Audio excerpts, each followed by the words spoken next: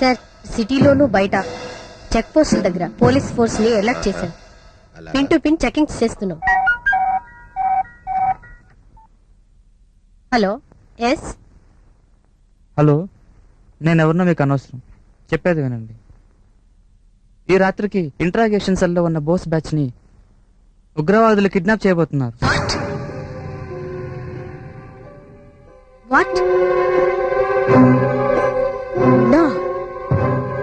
Hello hello.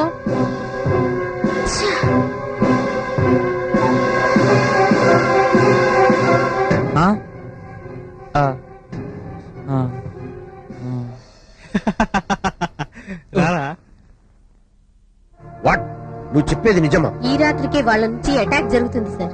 దొరికిన దొరికినట్లు పిట్టలను కాల్చినట్లు కాల్చేస్తారు. So వాళ్ళని attack చేయడానికి మనం ప్రీ ప్లాన్డ్ గా ఉండాలి. అసలు వాళ్ళని ఎందుకు ఆపాలి?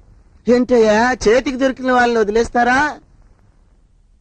అంటే కిడ్నాపులు జరిగిపోయినా పర్వాలేదా? సార్, మన ముందుకొచ్చేది ముగ్గురో నలుగురో, అసలు కిల్లర్స్ రారుగా. వీళ్ళని ఏమైనా చేసినా అరెస్ట్ చేసినా మిగతా వాళ్ళు ఊరుకోరు.